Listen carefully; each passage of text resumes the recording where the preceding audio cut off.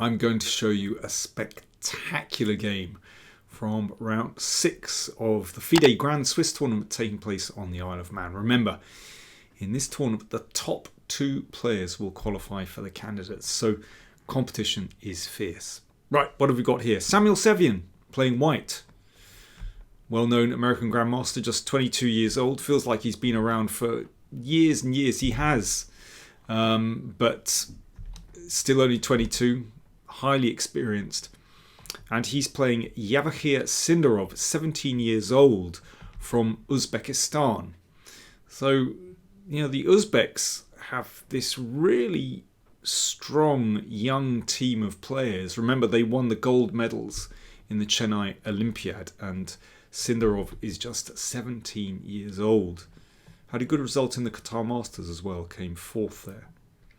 So, move order is tricky. Here, Sevian played pawn to e4. So why e4 and not d4? Well, if you play d4, then black has the option to go into a Grunfeld. So in playing e4, it's clear that Sevian wants to cut out that Grunfeld option. So for example, after bishop g7, then d4, and we arrive back into a King's Indian. So that's the point of e4 instead of d4. But Sindarov thinks, okay, I want to cut across white's plans. You won't get into a mainline King's Indian so easily. And he plays e5. Well, because this starts to gain control over the d4 square, then white really needs to break with d4 himself. So here's the game: knight f3, attacking this e-pawn and preparing d4, bishop g7. Now, if black has the chance to play knight c6, gaining control over that central square, then black is doing absolutely fine. So that's why d4 is played. Just breaking in the middle. So pawn takes, knight takes. So you can see that white has established this nice pawn center. And if white can hold that very well, then, well, with that kind of central domination, it's very unpleasant for black. So black somehow needs to fight against that. And move order here is very careful by black. So first of all, knight f6. Notice he hasn't moved that d-pawn yet. So knight f6. Well, pushing will mean, well, there'll be a nasty pin there. So knight c3 defends the pawn, and castles. Again, you can't entertain this move. That's no good. Bishop e3.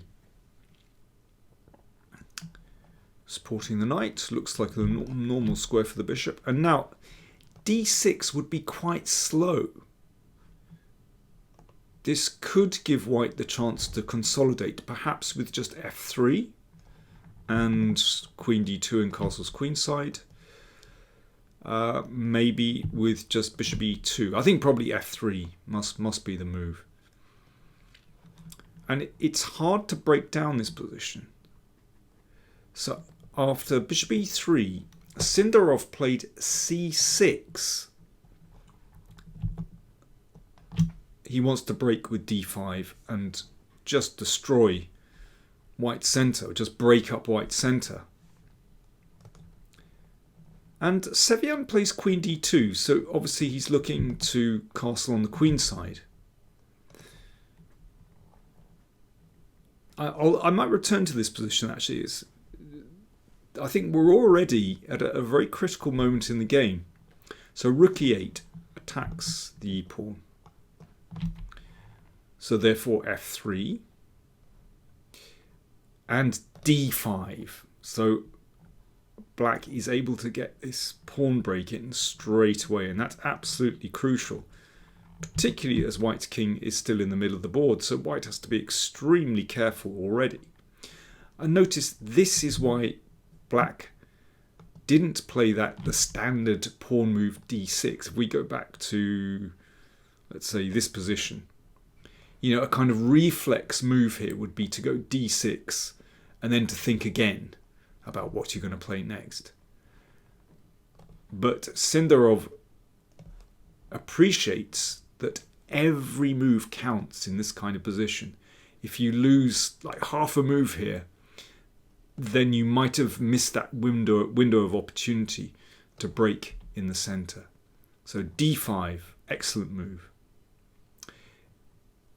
Pawn takes d5, c takes d5, and, well, if white continues to exchange, that just brings the queen to a superb square, and you can see with this nasty pin, that beautiful bishop on g7, well, it's obvious that black has a frightening initiative there.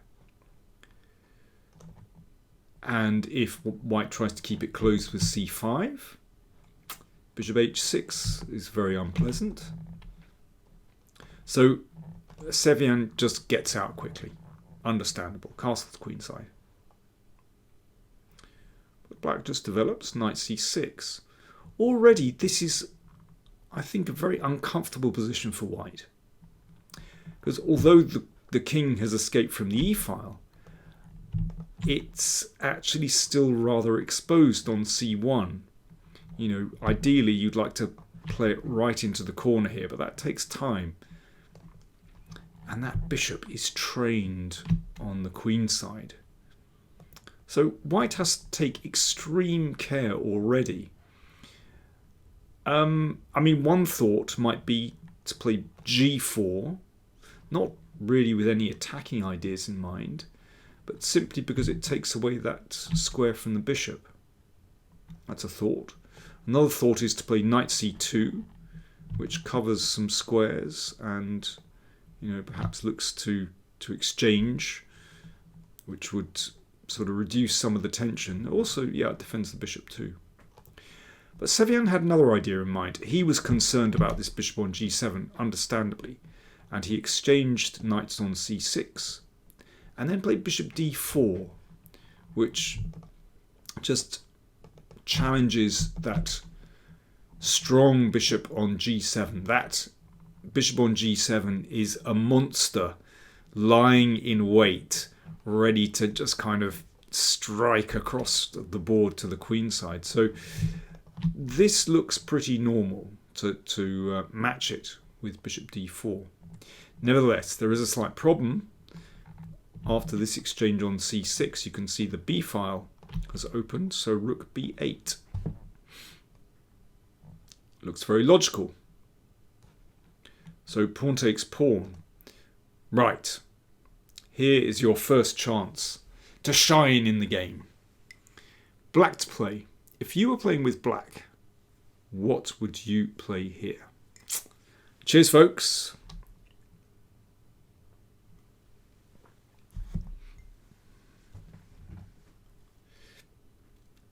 Well, if black simply recaptures with the pawn, then we could tuck the king away. And I think that's what Sevian was aiming for. You can see the bishop is blockading very nicely. Yes, the king is still a little bit insecure, but it's not too bad. If white can bring this bishop into the game and then rook e1, then you can see how white has stability there. And that's why I love black's next move. Sindarov did not take on d5. Instead, he played c5. It's really destabilizing. So the bishop takes and queen a5, and black gains a vital tempo for the attack. So the queen comes into the game with tempo, attacking that bishop. And, well, here Sevian tries to regain some time by playing bishop d6, attacking that rook. What about if it just comes back to d4? Is this a big deal? Well, absolutely it is. Bishop f5. You can see the king has been cut off here. And if g4, you don't even bother moving the bishop. You throw the rook in, threatening this one, and actually this is a crushing attack for black. So let's go back. So queen a5 just played. Bishop d6, white is already in massive trouble. It's possible actually just to play rook b7 here. Black's attack is very strong. But Sindarov goes for a spectacular option. He plays bishop f5. So as I mentioned before, that bishop cuts across the board and starts to really restrict the king. White's best here is to take that rook and then try to bring that bishop across to defend here. But this is still very, very difficult for white to defend. Black has several interesting options here. Queen here, maybe knight here.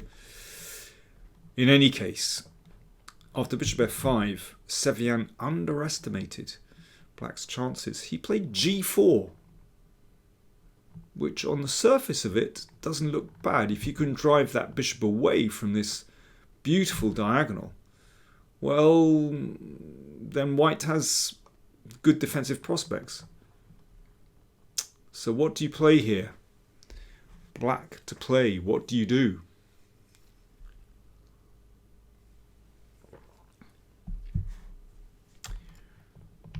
Just rook c8. You don't need to bother about that bishop. Such a cool move. Pawn takes bishop and knight takes d5. So black is a whole piece down, but look at all these pieces in play. Terrible pin on the c-file, and the rook and the bishop are just bystanders. And in fact, that bishop doesn't achieve too much. So just compare the two kings. Black's king completely safe, white's king in the line of fire. Okay, let's see what happened. Well, first of all, I should mention, what about queen takes knight? Well, rook takes knight, and that's really the end of that. If that's taken, it's mate follows shortly, like that. And otherwise, if king b1, you can exchange and play rook e1 mate. Everything fits into place. You see even that rook on e8 coming into play. Mate next move. Pawn takes pawn played. H takes g6. Bishop h3. Well, this is all in vain. Knight takes knight. Black is crashing through. Well, once again, pawn takes, rook takes. That's absolutely hopeless. Let me show you just one nice variation here. King b1, queen b5 check, queen b2, and now we need to get that bishop into the game. So rook c1 check. Rook takes and queen takes queen mate. Makes me think of the dragon variation of the Sicilian and various other King's Indian games. Okay, back we go. So after knight takes knight, bishop takes rook, rook takes. Everything's still lined up perfectly against the king, rather. Queen d3, trying to somehow escape, but no. Queen takes a2. This is too much. I mean, actually, in this position, black is only the exchange down for this position.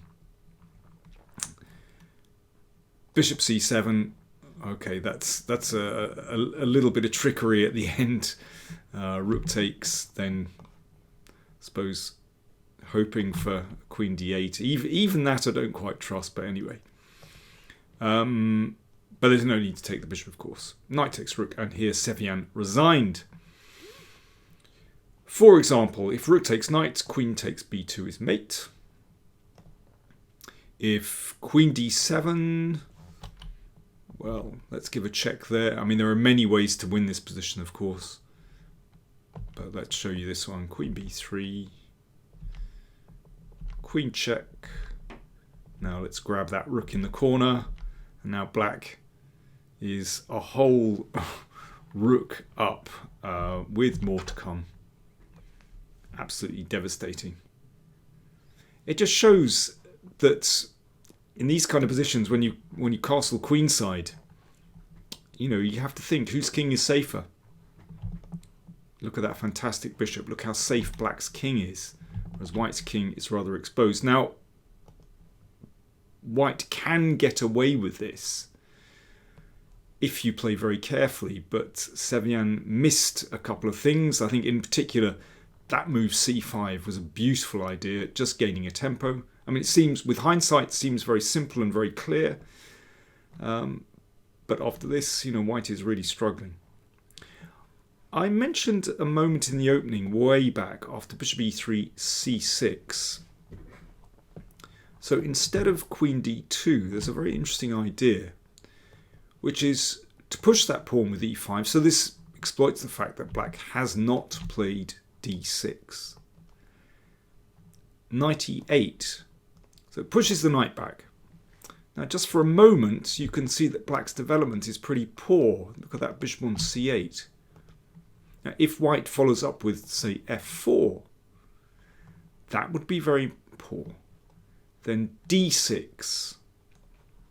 And once that pawn on e5 disappears, you can see actually these pawns are really poorly placed because they block those bishops. And you can see there are weaknesses all along the e-file. That's a horrible position. But let's go back. After e5, knight e8, in fact, there's no need to protect that pawn. It's going to take time to take that pawn, and then you have to turn back to development. So white just ignores that. h4. And after bishop takes, h5.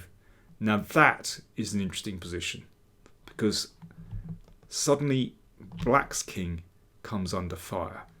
And yes, white can still go queenside, but with a massive attack on the king. Now perhaps it's better for black not to take that pawn. It takes too much time out of black's busy schedule. Black needs to be developing, so maybe it's better to play d6 rather. But yeah, there's a very interesting possibility here. Give up that pawn anyway and go h5, just to weaken that g6 point, and then moves like bishop d3 are coming. Fascinating position. But this bold move wasn't met correctly by Sevian. Or yeah, I think when you reach this, I would say this is quite a critical position.